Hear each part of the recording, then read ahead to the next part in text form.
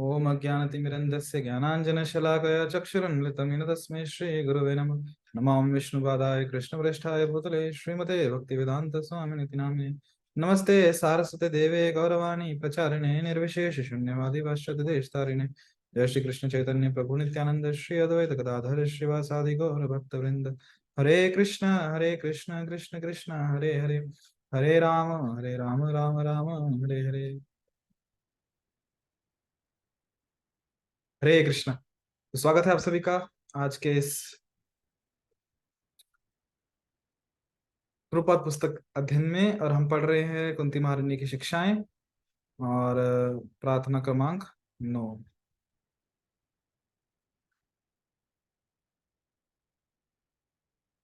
जन्मैश्वर्य श्रुति श्रीभिर् एदमान मदः पुमान् नेवाहृत्य विधातुम् वैतुम् अकिंचन गोचरम्। जन्मैश्वर्य श्रुतश्रीभिरेधमानमदः पुमान् नैवाहृत्य वै त्वाम किंचन गोचरम। कुंती महारानी यहाँ पे कह रही हैं कि हे प्रभु, आप सरलता से प्राप्त होने वाले हैं, लेकिन केवल उन्हीं के लिए जो अकिंचन है, जो सम्मानित कुल, ऐश्वर्य, उच्च शिक्षा तथा शारीरिक सौंदर्य के द्वारा भौतिक प्रगति के पथ पर आगे बढ़ने के प्रयास में लगा रहता है, वो आप तक एकनिष्ठ भाव से नहीं पहुंच पाता। भौतिक दृष्टि से उत्पन्न होने का अर्थ है उच्च कुल में जन्म लेना और प्रभुत्व प्रभुत्व संपत्ति, शिक्षा तथा आकर्षक सौंदर्य से युक्त होना। ये तात्पर्य हम पढ़ रहे श्रील प्रभुपाद जी का। सारे भौतिकवादी इन भौतिक ऐश्वर्य को प्राप्त करने के पीछे मदांध रहते हैं और यही भौतिक सभ्यता की उन्नति कहलाती है। लेकिन इन समस्त भौतिक संपत्तियों के होने से मनुष्य गर्वित हो उठता है और मदांध हो जाता है। अतएव ऐसे लोग भगवान का पवित्र नाम लेने तथा भाव विभोर होकर हे गोविंद, हे कृष्ण कहने में अक्षम रहते हैं। अक्षम मतलब सक्षम का विपरीत। शास्त्रों में कहा गया है कि एक बार भी भगवान के इतने नाम लेने से पापी उतने पापों से मुक्त हो जाता है जितने वह कर भी नहीं सकता। भगवान का नाम लेने में इतनी शक्ति है, इसमें तनिक भी अत्युक्ति नहीं है, कुछ बड़ा चढ़ा के नहीं बोल रहे। सचमुच भगवान के पवित्र नाम में ऐसी प्रबल शक्ति है, लेकिन ऐसा नाम लेने में गुणता चाहिए। यह भाव की गुणता पर निर्भर करती है। एक असहाय व्यक्ति भगवान का नाम भाव विभोर होकर ले सकता है, लेकिन यदि उसी नाम को कोई समृद्ध व्यक्ति लेता है तो उसमें उतनी निष्ठा नहीं हो सकती। भौतिकता के मद में चूर रहने वाला व्यक्ति यदा कदा भगवान का पवित्र नाम जप सकता है, लेकिन वह गुणता पूर्वक नाम लेने में अक्षम रहता है।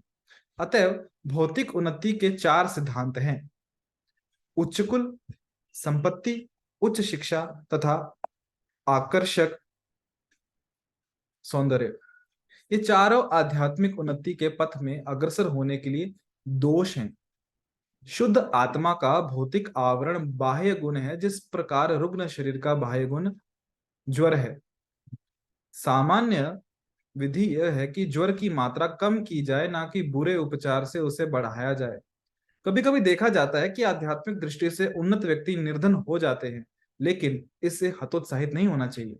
उल्टे ये निर्धनता शुद्ध चिन्ह है, जिस प्रकार की शरीर का ताप घटना शुभ है। जीवन का उद्देश्य उस भौतिक मद को घटाना होना चाहिए जिसके कारण मनुष्य अपने जीवन उद्देश्य के विषय में अधिकाधिक मोहग्रस्त होता जाता है। इस प्रकार से मोहग्रस्त व्यक्ति भगवत धाम जाने के लिए सर्वथा अनुपयुक्त होता है। हाँ, एक अर्थ में भौतिक ऐश्वर्य ईश्वर की प्राप्ति होता है।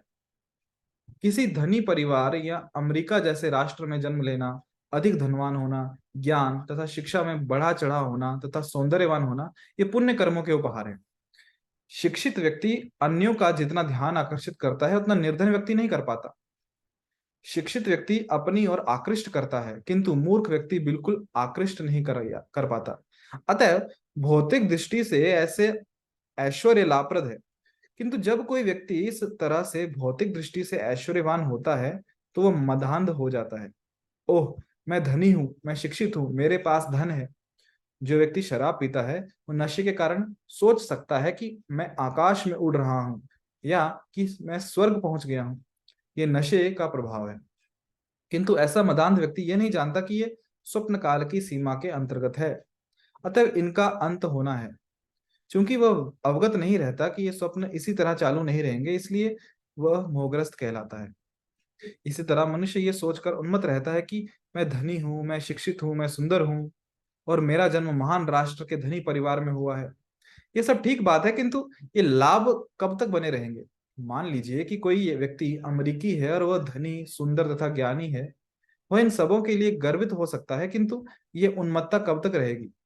जो ही शरीर का अंत होता है यह समाप्त हो जाता है, जिस तरह की शराबी के उन्माद युक्त स्वप्न समाप्त हो जाते हैं। ये स्वप्न मानसिक स्तर पर एवं शारीरिक स्तर पर होते हैं, किंतु मैं शरीर नहीं हूँ। स्थूल शरीर तथा सूक्ष्म शरीर मेरे वास्तविक आत्मा से भिन्न है। स्थूल शरीर तो पृथ्वी, जल, अग्नि, वायु तथा आकाश से बना हुआ है और सूक्ष्म शरीर मन, बुद्धि तथा मिथ्या अहंकार से बना होता है। किंतु जीव इन आठों तत्वों से, जिन्हें भगवत गीता में ईश्वर की अपरा शक्ति कहा गया है, परे है। मनुष्य मानसिक रूप से बड़ा चढ़ा होने पर भी यह नहीं जानता कि वह उसी तरह अपरा शक्ति के प्रभाव में है जिस तरह मदांध व्यक्ति अपनी स्थिति से अवगत नहीं रह पाता। इसलिए ऐश्वर्य मनुष्य को मदांध बनाता है। हम इसलिए पहले से मदांध हैं और आधुनिक सभ्यता हमारी मदांधता को बढ़ाने वाली है। सच तो यह है कि हमें इस मदांधता से मुक्त होना चाहिए, किंतु आधुनिक सभ्यता इसे बढ़ाती है, जिससे हम अधिकाधिक मदांध होकर नरक जाते हैं। कुंती देवी कहती है कि जो लोग इस तरह से मदांध है वे भावपूर्वक भगवान को संबोधित नहीं कर सकते। वे ये नहीं कह सकते जय राधा माधव। वे अपनी आध्यात्मिक भावना खो चुके हैं। वे भावपूर्वक भगवान को संबोधित नहीं कर सकते क्योंकि उनमें ज्ञान नहीं होता। वे सोचते हैं, ओह, ईश्वर तो निर्धनों के लिए है, जिनके पास खाने के लिए नहीं रहता। वे गिरजाघर जाएं और प्रार्थना करें कि हे प्रभु, हमें हमारी रोजी रोटी दे, किंतु मेरे पास तो पर्याप्त भोजन है, मैं गिरजाघर क्यों जाऊं? ये उनका विचार है। आजकल इसलिए कोई व्यक्ति गिरजाघर या मंदिर जाने में रुचि नहीं लेता, क्योंकि हम आर्थिक दृष्टि से संपन्न हैं। लोग सोचते हैं, ये कैसी मूर्खता है, मैं रोटी के लिए याचना करने गिरजाघर क्यों जाऊं? हम अपनी आर्थिक स्थिति सुधारें, तब पर्याप्त भोजन मिल सकेगा। ये मनोभाव विशेषतया साम्यवादी देशों में प्रचलित है। ये साम्यवादी गांवों में जाकर लोगों से कहते हैं कि गिरजाघर जाकर रोटी के लिए याचना करो। इसलिए अबोध लोग यथावत प्रार्थना करते हैं कि हे ईश्वर, हमें रोज की रोटी दो। जब यही लोग गिरजाघर से बाहर आते हैं तो सामवादी उनसे पूछते हैं, तुम्हें रोटी मिली? उनका उत्तर होता है, नहीं। साम्यवादी कहता है, ठीक, हमसे मांगो। तब लोग कहते हैं, हे साम्यवादी साथियों, हमें रोटी दो। तो ये साम्यवादी साथी जो अपने साथ गाड़ियों में भरकर रोटी ले आए हैं कहते हैं, जितना चाहे ले लो, अब बताओ कि कौन अच्छा है, साम्यवादी या तुम्हारा ईश्वर? क्योंकि लोग अधिक बुद्धिमान नहीं है, अतः वे उत्तर देते हैं, ओह, तुम ही अच्छे हो। उनके पास ये पूछताछ करने की बुद्धि नहीं है। अरे धूर्तों, तुम ये रोटी लाए कहाँ से? क्या तुमने इसे फैक्ट्री में तैयार किया है? क्या तुम्हारी फैक्ट्री अन्न उपजा सकती है? क्योंकि वे शूद्र अल्पज्ञ हैं, अतः वे ऐसे प्रश्न नहीं पूछ पाते। किंतु ब्राह्मण की बुद्धि तेज होती है, वो तुरंत पूछेगा, अरे धूर्तों, तुम ये रोटी कहाँ से लाए? तुम रोटी का उत्पादन नहीं कर सकते। तुमने ईश्वर द्वारा प्रदत्त गेहूं को रोटी का रूप दिया है, किंतु इसका अर्थ यह नहीं है कि ये तुम्हारी संपत्ति बन गई है। किसी एक वस्तु को दूसरी वस्तु का रूप देने से ही वह उसकी संपत्ति नहीं बन जाती। उदाहरण के लिए, यदि मैं किसी बढ़ई को कुछ लकड़ी, अर्थात कारपेंटर को कुछ लकड़ी, कुछ औजार तथा वेतन दूं, और यदि वह एक सुंदर अलमारी तैयार करता है, तो ये अलमारी किसकी होगी? बढ़ई की या मेरी, जिसने कि सारा सामान दिया है? बढ़ई ये नहीं कह सकता, मैंने इस लकड़ी को अलमारी का सुंदर रूप दिया है इसलिए ये मेरी है। इसी तरह हमें साम्यवादी जैसे नास्तिकों से कहना चाहिए, अरे धूर्तों, तुम्हारी रोटी के लिए सारा सामान दे कौन रहा है? ये सब कृष्ण का दिया हुआ है। भगवत गीता में कृष्ण कहते हैं, इस भौतिक सृष्टि के सारे तत्व मेरे हैं। ये समुद्र, पृथ्वी, आकाश, अग्नि या वायु तुम्हारे द्वारा उत्पन्न नहीं है। ये सब तुम्हारे द्वारा निर्मित नहीं, तुम इन्हें मिलाकर भौतिक वस्तुओं का रूप देते हो। तुम पृथ्वी से मिट्टी और समुद्र से जल लेकर दोनों को मिलाकर ईंट बनाने के लिए आग में रखते हो, और तब इन ईंटों का ढेर लगाकर गगनचुंबी महल बनाकर दावा करते हो कि यह महल मेरा है। किंतु अरे धूर्तों, तुमने गगनचुंबी महल के लिए सारी वस्तुएं कहाँ से प्राप्त की? तुमने ईश्वर की संपत्ति चुराई है, और अब ये दावा कर रहे हो कि ये संपत्ति तुम्हारी है। यह ज्ञान है। दुर्भाग्यवश जो लोग मदांध हैं वे इसे नहीं समझ पाते।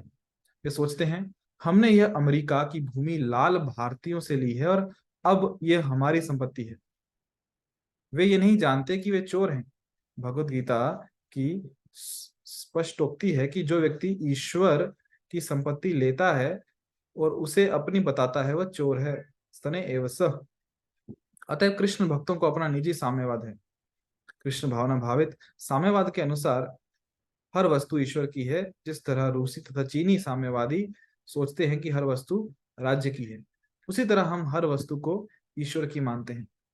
यह उसी विचारधारा का मात्र विस्तार है, और इसे समझने के लिए थोड़ी सी बुद्धि चाहिए।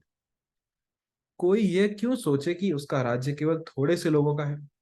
वस्तुतः ये सब ईश्वर की संपत्ति है, और हर जीव को इस संपत्ति की को उपयोग में लाने का अधिकार है, क्योंकि हर जीव परम पिता परमेश्वर की संतान है।